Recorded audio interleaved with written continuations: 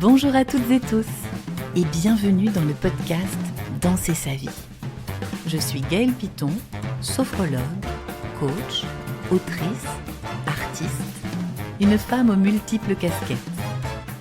Dans ce podcast, je vous partage mes réflexions et conseils avec authenticité et liberté. J'ai également le plaisir d'accueillir des personnalités inspirantes pour vous aider, vous aussi, à danser votre vie. Vous êtes prêts ? C'est parti ! Bonjour à toutes et tous les danseurs de la vie et bienvenue dans ce nouvel épisode du podcast. Alors aujourd'hui j'ai envie de vous lancer une invitation, non pas une invitation à danser, mais plutôt une invitation à cesser de danser devant les portes fermées. Cette phrase, elle a été écrite pendant très longtemps dans mon bureau. J'ai un tableau Velleda dans mon bureau sur lequel je note les choses à faire, évidemment, aussi les citations inspirantes, les petits billets d'humeur, etc. Et j'avais noté pendant longtemps, en gros, « Cesse de danser devant des portes fermées ». Et cette phrase, elle résume énormément de choses que j'ai beaucoup explorées dans mon parcours et que je continue d'ailleurs à explorer. Vous savez que nous ne sommes jamais arrivés à destination, que ce sont des couches et des couches, des choses qui recommencent, peut-être de plus en plus profondes aussi.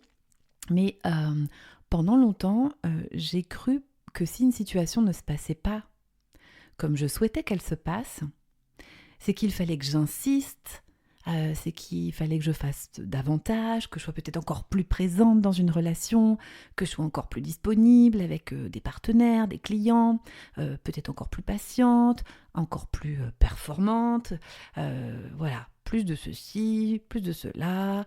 Et je croyais vraiment qu'en donnant plus, il y a quelque chose de proportionnel qui allait se passer, eh bien les choses finiraient par s'ouvrir. Je suis une personne extrêmement déterminée, persévérante, et ça c'est, je pense, c'est de grande qualité, mais comme chaque qualité, il y a son revers, c'est que parfois ça ne marche pas. Que si j'en faisais davantage, par exemple, une relation finirait par devenir réciproque, qu'elle soit amicale, amoureuse, que la personne finirait par me voir si j'en fais des tonnes, qu'un projet finirait par décoller, qu'une collaboration, même bancale au départ, en y donnant un peu plus de moi, finirait par être un peu plus équilibrée. Je pensais vraiment que si je dansais assez longtemps finalement devant une porte fermée, eh bien, elle finirait par s'ouvrir. Et puis un jour, j'ai compris que une porte fermée, la plupart du temps, reste une porte fermée. Et que surtout, c'est pas toujours à nous de l'ouvrir. Une porte fermée, ça peut être aussi, c'est pas forcément qu'une histoire d'amour, hein, ça peut parfois être une famille qui ne nous reconnaît pas à notre juste valeur, des relations où on est toujours celle ou celui qui appelle, qui relance, qui nourrit le lien. Moi, je suis vraiment comme ça. En Human Design, je suis générateur et donc effectivement, j'ai quand même une propension à beaucoup nourrir le lien. Et puis, je me suis demandé, pourquoi est-ce que je reste là ? Pourquoi est-ce que je continue à danser devant cette porte ? Alors au début j'avais envie de répondre parce que l'autre ne comprend pas, que l'autre n'est pas prêt, que l'autre a peur. Alors comme en plus j'ai une grande compassion, une connaissance et une curiosité pour l'humain, j'avais toujours tendance à comprendre les interactions, ce qui est en train de se passer un peu en coulisses. Mais plus j'ai avancé, et plus j'ai compris que la réponse, elle parle pas de l'autre, en fait, elle parlait de moi. Au fond, il y a une partie de moi qui espérait encore qu'en étant meilleure, plus gentille, plus dispo, plus généreuse, plus brillante, plus jolie, finirait par mériter que cette porte s'ouvre. Et en réalité, je crois que je cherchais pas seulement une porte, je cherchais une validation. Et vraiment, cette prise de conscience de ma responsabilité, puisqu'évidemment, ça ne veut pas dire que l'autre n'avait pas ses responsabilités. Attention, je ne dédouane absolument pas l'autre de sa responsabilité, mais que moi, je suis là pour interroger la mienne. Eh bien, ça m'a vraiment bouleversée, parce que pendant que je dansais devant cette porte fermée, eh bien, je ne voyais pas toutes celles qui étaient déjà ouvertes.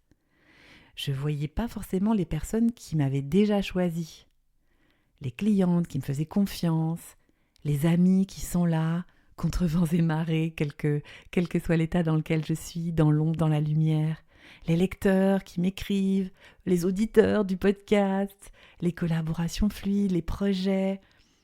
Mon regard a pu, par moments, vraiment rester fixé sur ce qui résistait justement. Alors qu'en fait, la vie, elle me tendait déjà tellement les mains. Et vous savez, ce qui est fascinant, c'est que mon corps, lui, eh bien, il savait. Je le dis toujours, il sait bien avant notre mental. Quand une relation est constamment à sens unique, le corps se fatigue. Et c'est comme si je déversais une énergie qui ne m'était jamais rendue. Quand on force quelque chose, le corps se contracte. Quand on essaie à tout prix de convaincre quelqu'un de nous aimer, de nous reconnaître, de nous choisir, eh bien, il y a quelque chose vraiment qui perd en vitalité. Le mouvement se fige.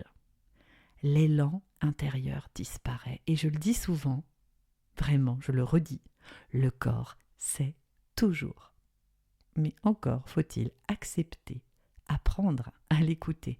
Et je crois vraiment que c'est là tout l'enjeu, parce que notre mental, il se raconte des histoires. Et moi qui suis une romantique invétérée, qui adore les happy end hollywoodiens, je me disais que oui, mais ça finira par changer. Et puis peut-être cette personne va prendre conscience qu'en fait je suis quelqu'un de bien et que si je fais un effort supplémentaire, je serai reconnue parmi les miens. Mon corps, lui, il était beaucoup plus honnête.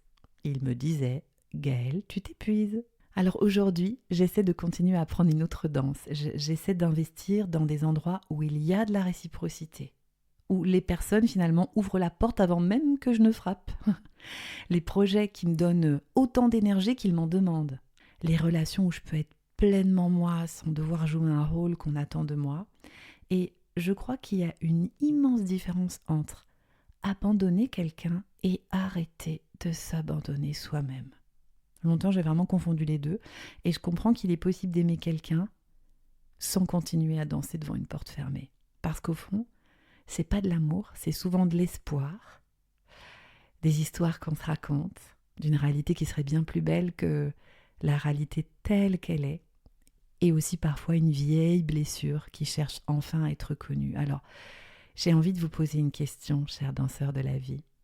Devant quelle porte êtes-vous encore en train de danser ? Dans quelle relation ? Dans quel projet ? Dans quelle attente ? Et surtout, quelle porte est déjà ouverte dans votre vie, mais que vous ne voyez pas encore peut-être, parce que votre regard il est encore tourné vers celle qui reste désespérément fermée. Je crois que la vie, elle nous invite moins à danser plus fort qu'à changer de salle de danse, changer d'ambiance, à faire confiance aux espaces où nous sommes accueillis, aux personnes qui nous choisissent librement, à la simplicité, la fluidité, la réciprocité.